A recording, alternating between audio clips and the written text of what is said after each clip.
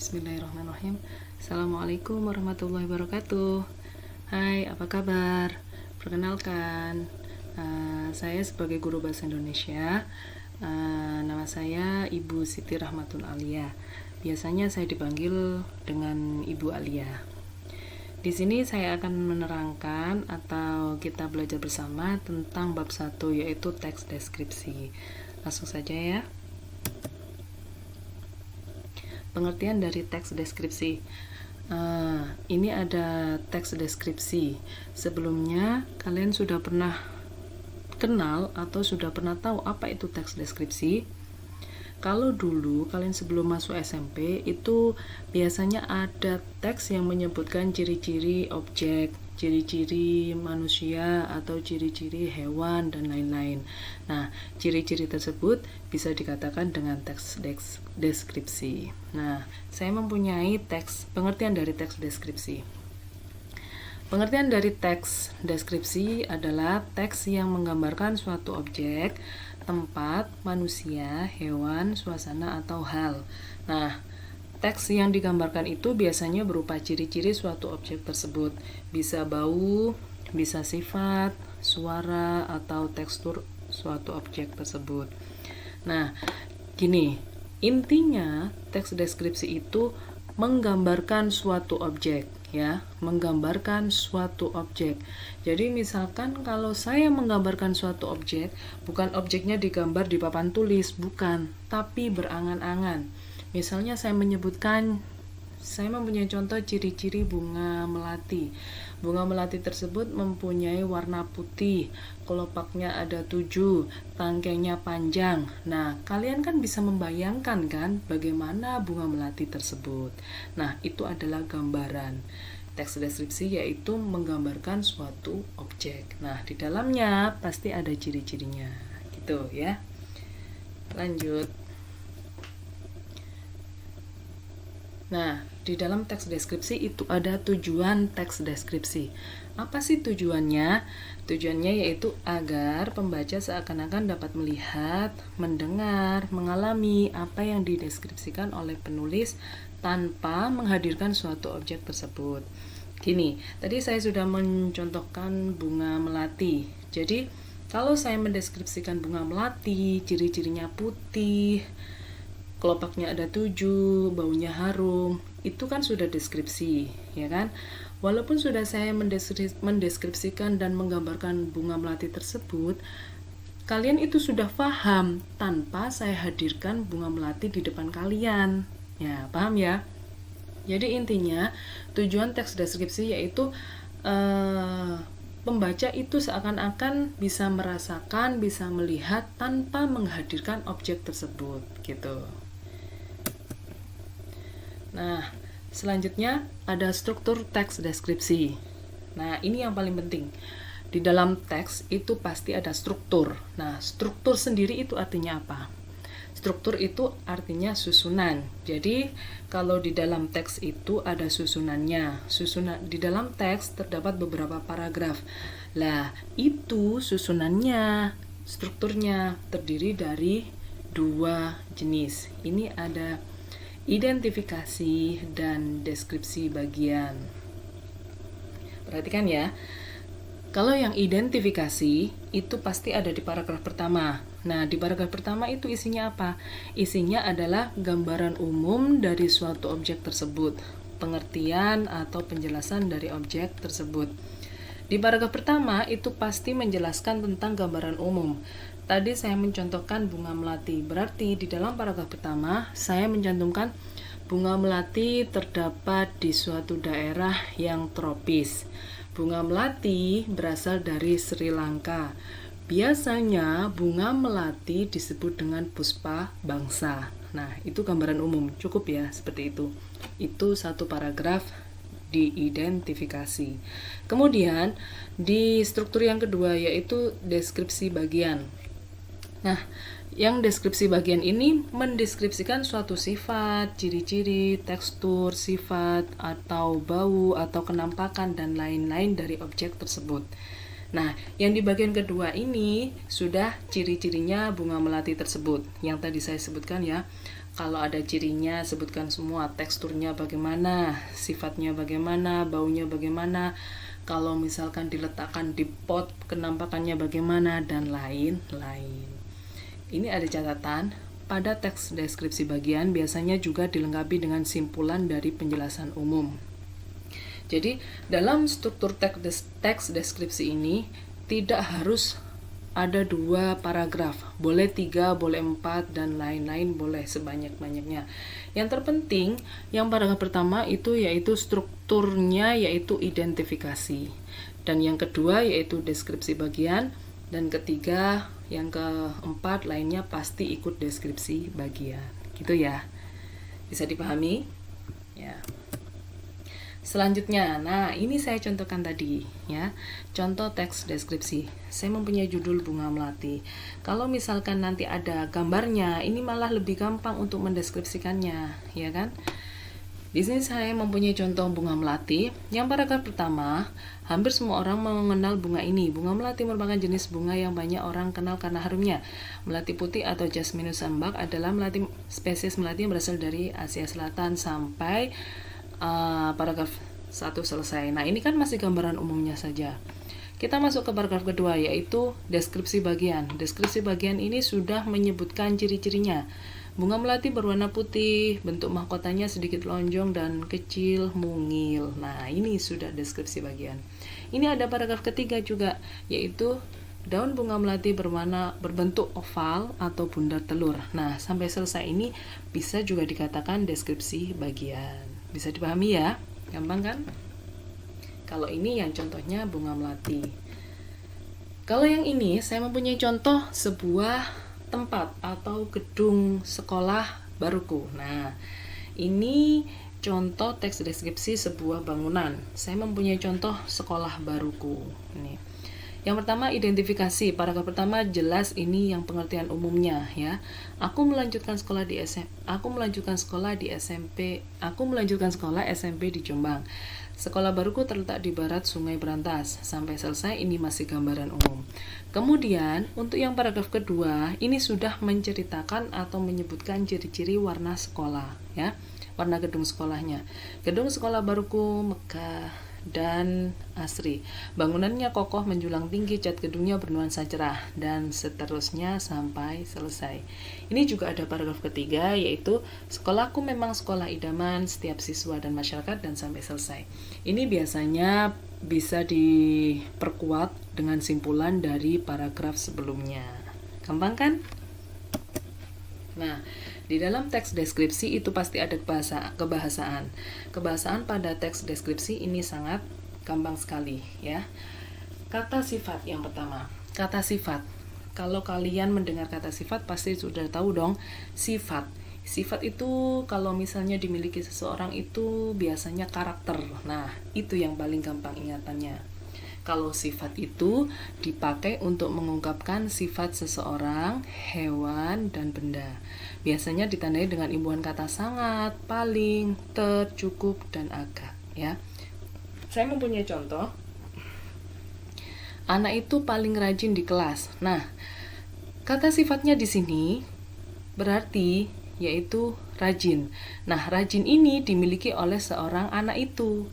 Jadi, kata sifat itu pasti dimiliki oleh seseorang atau hewan atau benda, ya. Contoh yang nomor 2, Roni merupakan anak terkuat di kelas. Nah, kata sifatnya ini kuat. Imbuhannya ada kata ter. Lah, kuat ini dimiliki oleh Roni. Bisa dipahami ya? Lanjut, contoh yang ketiga yaitu Lisa sangat rajin merangkum pelajaran bahasa Indonesia. Nah, ini kata sifatnya yaitu rajin juga. Rajin ini dimiliki oleh Lisa. Gampang kan? Selanjutnya, setelah kata sifat ada kata benda. Ini juga sangat gampang sekali. Kata benda berarti suatu kata yang ada bentuknya biasanya, ya kan? Bisa dilihat, bisa dirasakan. Nah, gampang kan? Intinya kata benda yaitu kata yang menunjukkan pada suatu benda yang biasanya mempunyai bentuk. Kata benda itu terbagi menjadi 2. ada kata benda dasar dan ada kata benda turunan. Nah, kata benda dasar ini cukup gampang yang kita ketahui. Misalnya, meja, kursi, jendela, sepeda, tas, rumah, pohon, dan lain-lain. Dasar pokoknya, ya. Pokoknya dasar, tidak ada imbuhannya. Kemudian, yang kata benda turunan itu contohnya makanan. Nah, makanan, kalau sudah menjadi kata makanan, ini kata benda. Kalau misalkan hanya makan saja, tidak ada imbuhannya an, berarti makannya ini kata kerja, ya. Ingat-ingat. Jadi ada imbuhan itu menjadi kata benda turunan. Contoh yang kedua yaitu penghapus. Penghapus ini juga kata benda, ya. Yang ketiga yaitu pelukis. Nah, pelukis ini juga kata benda menunjukkan orangnya, ya. Kalau misalkan tidak ada imbuhan pe-nya, berarti hanya lukis saja, berarti ini bukan kata benda. Gampang kan? Ada catatan juga, kata benda turunan terbentuk karena adanya imbuhan. Nah, imbuhannya sudah saya jelaskan tadi. Selanjutnya, ada kata kerja. Nah, kata kerja. Kalau dulu kalian pasti mengenal kata kerja itu pasti yang bisa dikerjakan, ya, yang pasti bisa dilakukan, intinya seperti itu. Jadi kata kerja yaitu kata yang menyatakan suatu tindakan, keberadaan, pengalaman yang pernah dikerjakan. Nah, kata kerja juga biasanya disebut dengan predikat. Ini pasti. Kalau predikat pasti mengandung kata kerja. Kalau kata kerja pasti di dalamnya tersebut juga mengandung predikat, ya. Ingat-ingat. Jadi kalau predikat itu pasti kata kerja pasti predikat. Masih ingat kan? Nah, sekarang kata kerja juga dibagi menjadi dua, yaitu kata kerja dasar dan kata kerja turunan. Kalau kata kerja dasar cukup gampang, kayak angkat, jalan, turun, makan, lari, gendong, terus apa lagi? Misalnya jalan dan lain-lain, gitu ya. Kalau misalkan kata kerja turunan, ini pasti ada imbuhannya, ya. Disiram, dari kata dasarnya siram, dapat imbuhan di, jadi disiram. Menulis, kata kerja imbuhan juga ada imbuhannya. Bersepeda. Nah, kalau misalkan bersepeda ini hanya kata sepeda saja, tidak ada imbuhannya, sepeda ini bukan kata kerja. Sepeda ini kata benda, ya. Menjadi kata kerja turunan karena ada imbuhan ber. Paham ya? Catatan yaitu sama seperti kata sebelumnya, kata benda turunan, ini kata kerja ya, maaf. Ini kata kerja. Kata kerja turunan terbentuk karena adanya imbuhan. Selanjutnya, kalimat aktif. Nah, kalimat aktif ini paling gampang. Ketika kalian dulu sebelum SMP pasti pernah mempelajari susunan kalimat yang biasanya disebut dengan SPOK. Ingat kan ya? S itu subjek, P itu predikat, O itu objek, dan K ini keterangan. Keterangan ini terbagi menjadi keterangan waktu, tempat, dan suasana. Nah, ini juga sangat berkaitan dengan kalimat aktif. Kalimat aktif itu artinya yang subjeknya melakukan pekerjaan dan objeknya dikenai pekerjaan. Sangat gampang sekali, ya. Ingat-ingatannya sangat gampang karena kalimat aktif ini sudah kalian pelajari dan kalian kenal sejak dulu. Contoh, ibu memasak nasi di dapur. Ibu ini sebagai subjek, memasak predikat, nasi objek, di dapur keterangan tempat. Paham ya? Ini sangat gampang sekali. Jadi intinya kalimat aktif itu kalimat yang subjeknya melakukan pekerjaan dan objeknya dikenai pekerjaan. Selanjutnya, ini ada kalimat aktif yaitu terbagi menjadi dua. Nah, kalimat aktif transitif dan nanti ada kalimat aktif intransitif. Kita bahas ini dulu ya. Kalimat aktif transitif adalah kalimat aktif yang predikatnya membutuhkan objek. Cirinya biasanya bisa diubah menjadi kalimat pasif. Masih ingat tadi ya? Kalimat aktif transitif adalah kalimat aktif yang predikat ini pasti kata kerja. Kata kerjanya membutuhkan objek. Objek tadi yaitu yang dikenai pekerjaan. Nah, Cirinya biasanya bisa diubah menjadi kalimat pasif. Langsung saja ke contoh ya. Contoh pertama yaitu saya mempunyai contoh Andi menyirami bunga di halaman. Andi sebagai subjek, menyirami ini sebagai predikat, bunga objek di halaman keterangan tempat. Nah, contoh Andi menyirami bunga di halaman ini, predikatnya yaitu menyirami dari kata dasar siram. Menyirami ini bisa diaktifkan, bisa dipasifkan, bisa enggak? Bisa ya. Coba. Ini kalimat pasifnya ada di bawah. Bunga disirami Andi di halaman. Lah, ini berarti sudah jelas kalimat aktif transitif. Membutuhkan objek. Kalau misalkan kalian biar tahu, bagaimana caranya? Biar tahu, Bu, kalimat ini membutuhkan objek atau tidak. Nah, caranya bisa dirubah menjadi pasif atau tidak. Atau misalkan diberi pertanyaan apa, gini, misalnya, Andi menyirami apa? Ada jawabannya, ada bunga. Berarti ini sudah mengandung kalimat aktif transitif. Paham ya? Kalau misalkan saya mempunyai contoh, Andi menangis. Menangis apa? Kan nggak ada jawabannya. Berarti menangis sudah jelas tidak aktif transitif. Bisa dipahami ya? Nah, ini sudah saya contohkan, bisa dirubah menjadi kalimat pasif. Kalimat aktif itu cirinya awalnya ingat ya, kalau yang kalimat pasif itu awalnya di. Ini pasti sudah dipelajari waktu SD atau MI kemarin. Kemudian yang contoh kedua, perhatikan. Saya mempunyai contoh kakak makan di depan TV. Nah, perhatikan.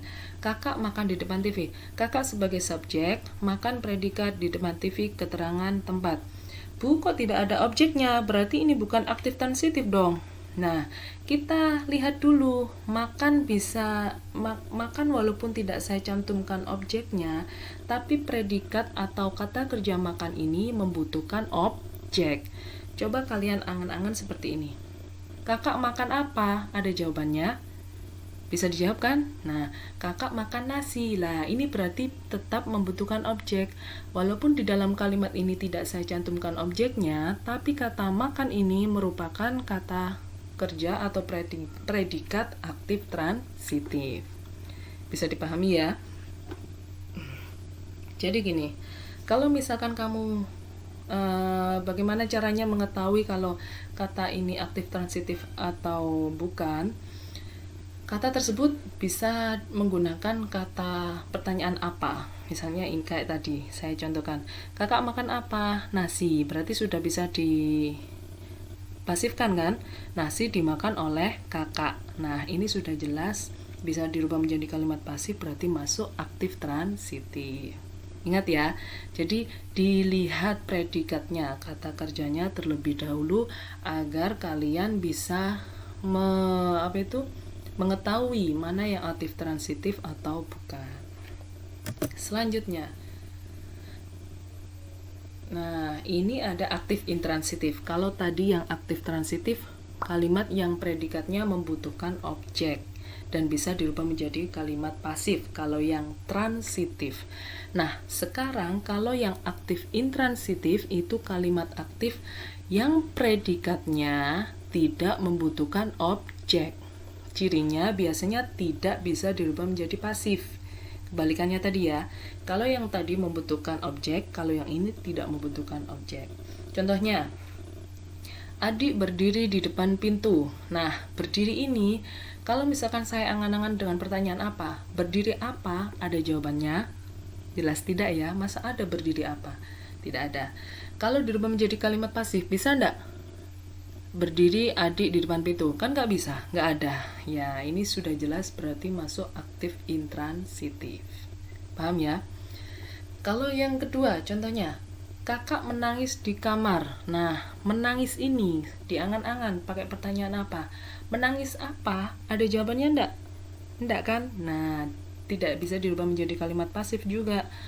Menangis kakak di kamar, kan nggak mungkin kalimat seperti itu. Nah, ini dikatakan kalimat intransitif. Jangan sampai terbalik ya. Kalau yang kalimat kalimat aktif transitif tadi yang membutuhkan objek dan bisa dirubah menjadi kalimat pasif. Kalau yang kalimat aktif intransitif itu tidak membutuhkan objek dan tidak bisa dirubah menjadi kalimat pasif. Gampang kan?